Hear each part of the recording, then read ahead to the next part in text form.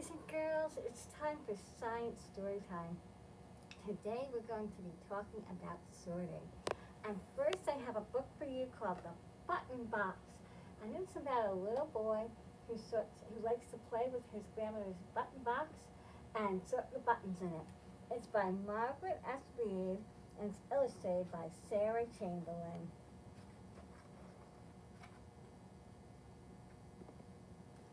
My grandma has a special box.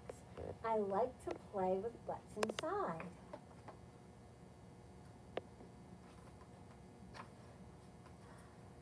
Look at all those buttons in Grandma's button box. I swirl the buttons round and round, and then I pick the ones I like. 10 have flowers painted on them, just like Grandma's Chinese dishes. I sort them first. So he's sorting the buttons with flowers and the buttons without flowers. Next, I look for the sparkly buttons. I pretend they're jewels that used to belong to kings and queens. Some buttons are covered with fabric, like satin, corduroy, or velvet. They make me think of fancy clothes. There are metal buttons from overalls and jeans, leather ones from cowboy shirts and sweaters.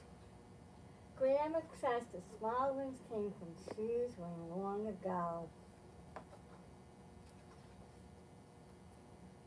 Next, I sort the shiny buttons that come from uniforms. I line them up like they're on parade. The one with the eagle I call Mr. President.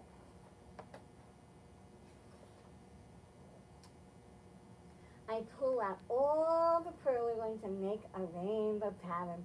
When there's little change to big, I can never tell.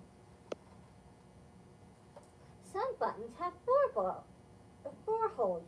Some buttons have 2 holes. Some buttons have no holes at all. They have shanks instead. They make good eyes for puppets and stuffed animals. Sometimes when Grandma sorts with me, we play a game. We stir the buttons, shut our eyes, and each take one. Grandma asks, are they alike? Mine is wooden, so is hers. Both are round and flat, but hers is thick and mine is thin.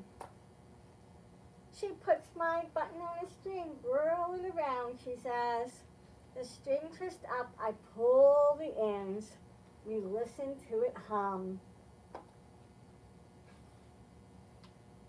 Grandma tells me that some buttons used to be. Some were seashells, some were even sand.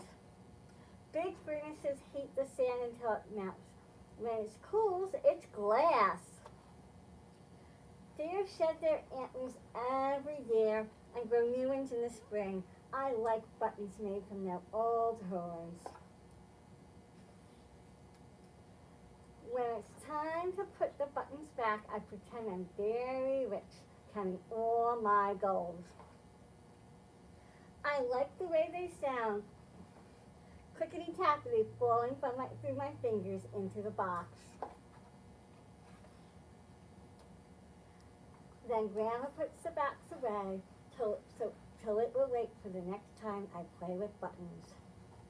I wonder who first figured buttons out. The end. Now, the little boy in the story sorted his buttons different ways. You can sort things too, just like a scientist. One thing scientists do sort is animals. For example, and they sort them different ways. For example, a lion and a pet kitty cat are alike because they're both types of cats. Scientists call those felines.